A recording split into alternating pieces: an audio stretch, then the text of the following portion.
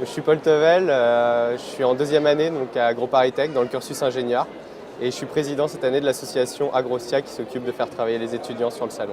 On démarche des entreprises, on travaille aussi en partenariat avec les commissariats du concours général agricole et on trouve donc des postes pour les étudiants qui souhaitent travailler sur le salon. Cette année, il y a 315 étudiants qui sont présents sur le salon, qui se succèdent auprès donc, de 45 entreprises et d'une vingtaine de commissariats.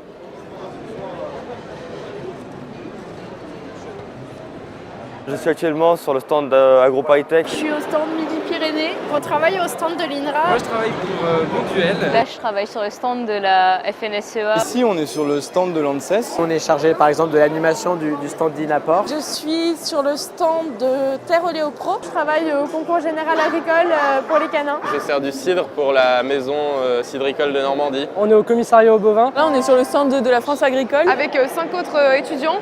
On a un projet, donc c'est le projet TNLA. Là, je couvre un demi-salon du mercredi au dimanche au stand du Conseil général de l'Eure. Je suis actuellement ici sur le salon pour m'occuper du blog et de la communication. Je travaille chez Grand Marnier.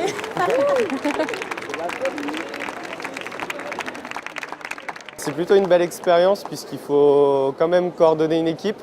Donc on était 25 cette année dans l'association et puis sur le salon, c'est aussi une belle expérience d'aller voir le travail fini et d'aller voir les gens qui prennent plaisir à être sur le salon.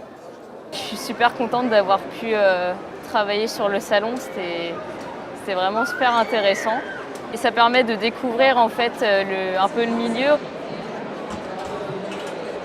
Le salon d'agriculture pour un agro, c'est vraiment enrichissant parce qu'on voit vraiment les différents métiers qu'on pourrait faire et les différentes filières qu'on pourrait intégrer à la fin de nos études. Et on rencontre aussi bien des professionnels qui peuvent nous apporter certains aspects qu'on ne nous apprend pas forcément en cours, mais aussi un public plus général où on est obligé de reprendre des connaissances qu'on a et de réussir à simplifier pour pouvoir les transmettre, que ce soit aux adultes comme aux petits.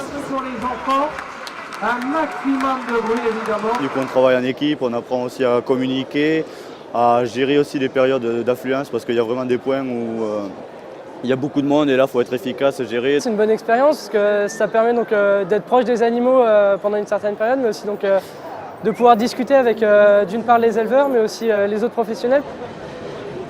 Ça permet d'avoir différentes approches de l'agriculture par différentes personnes. C'est la diversité pour moi.